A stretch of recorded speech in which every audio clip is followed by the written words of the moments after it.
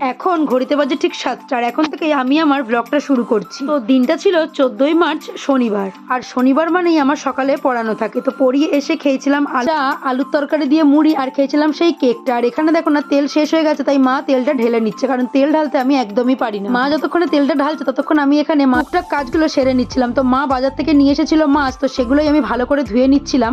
আমি যখন ধুই তখন একদম সাদা করে ধুই, কারণ গায়ে না লাল লাল বা রক্ত লেগে থাকলে আমার না দেখতে বড্ড ঘেন্না লাগে, তাই জন্য আমি ভালো করে ধুয়ে নিই। তাই মাঝে মাঝে আমি মাকে বলি তুমি রেখে দাও, আমি বরং এইগুলো করে নেবো।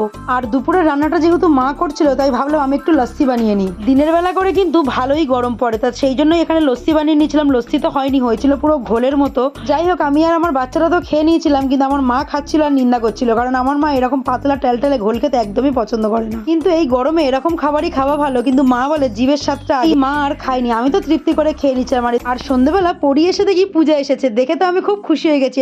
এরকম সারপ্রাইজ মাঝে মধ্যেই পেলে বড্ড ভালো হয়, তাই না? তো পূজা কিন্তু চশমাটা নতুন নিয়েছে, ওকে কেমন লাগে চশমাটা পরে অবশ্যই কমেন্টে জানিও। আর ভিডিওটা কেমন লাগলো সেটা জানাতে কিন্তু ভুলো না। আর যদি ভিডিওটা ভালো লেগে থাকে তাহলে প্লিজ একটু লাইক আর সাবস্ক্রাইব করে পাশে থেকো। টাটা।